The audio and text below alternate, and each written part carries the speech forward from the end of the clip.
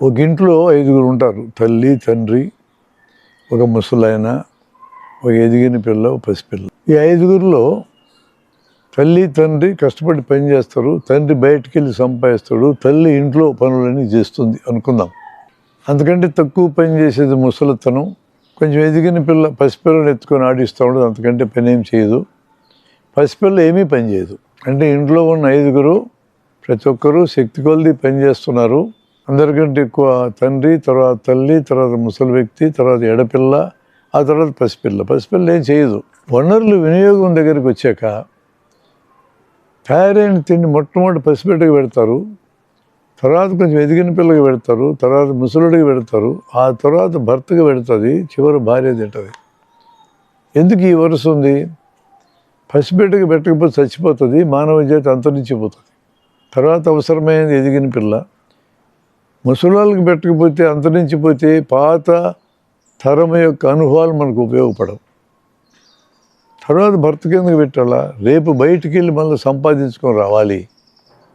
అందుకు చివరి భార్య తింటుంది. ప్రతి ఒక్కరూ శక్తి కొలది పనిచేస్తారు. అవసరం కొద్దీ వనరులు పంచుకొని జీవిస్తారు. ఇది మనం యాక్సెప్ట్ చేస్తున్నాం. ఈ రకమైన పంపకం కరెక్ట్ అనుకుంటున్నాం. ఒక పరిశ్రమలోకి వెళ్తే వస్తూత్పత్తి జరిగి పరిశ్రమ నడవాలి. ఈ వస్తువులు బయటికి వెళ్ళి అమ్ముడుపోయి తిరిగి పరిశ్రమకి తోడ్పడాలి అంటే అందరికంటే పై స్థాయిలో మేనేజర్ ఉంటాడు. అతని పూర్తి పరిశ్రమ యొక్క బాధ్యత. అతనికి అందరికంటే ఎక్కువ జీతం ఇస్తాం. తర్వాత ఫోర్మెన్ అని ఉంటాడు. తన కింద పనిచేసే 4-5గురిని అతను మేనేజ్ చేస్తే చాలు. ఆ తర్వాత జీతం ఫోర్మెన్కి వస్తుంది. తర్వాత వర్కర్ ఉంటాడు. తనకు అప్పచెప్పిన పని చేసుకుంటే చాలు. అతనికి ఫోర్మెన్ కంటే తక్కువ జీతం వస్తుంది. ఆ చివరి క్యాజువల్ లేబర్ ఉంటాడు. అందరికంటే తక్కువ జీతం వస్తుంది. మేనేజరు, ఫోర్మెను, వర్కరు, క్యాజువల్ లేబర్ వీళ్ళ పనిలో తగ్గుతూ వస్తుంది. అలాగే పనిని బట్టి ఫలితం ఇచ్చినప్పుడు మేనేజర్కి ఎక్కువ జీతం వస్తుంది, తర్వాత ఫోర్మెన్కి, తర్వాత వర్కర్కి, తర్వాత క్యాజువల్ లేబర్కి వస్తుంది.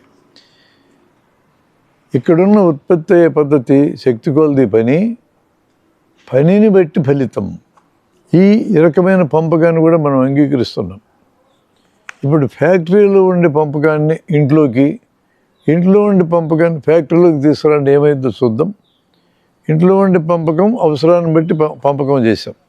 దాన్ని తెచ్చి ఫ్యాక్టరీలో పెడితే మేనేజర్కి ఒక ఆడపిల్ల సంతానం, క్యాజువల్ లేబర్కి 4. ఎవరికి ఎక్కువ జీతం ఇవ్వాలా?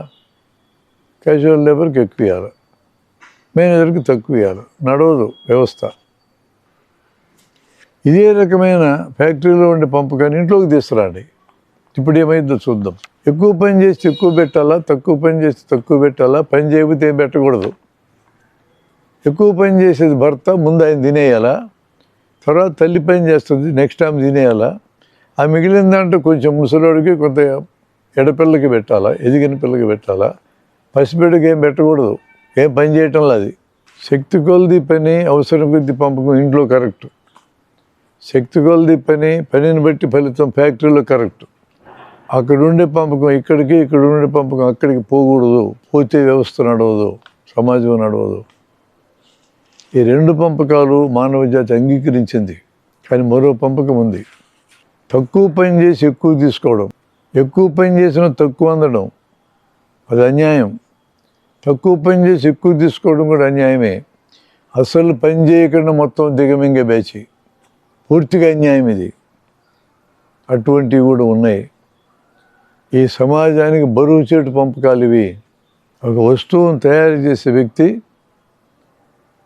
100 రూపాయలు ముడి సరుకు అనుకుని 50 రూపాయలు అతను పనిచేసినందుకు కూలి కింద, జీతం కింద పోతుంది అనుకుంటే, ఈ వస్తువును 300కి మార్కెట్లో అమ్మితే 100 రూపాయలు ముడి సరుకుని 300గా మార్చింది అక్కడ వర్కరే.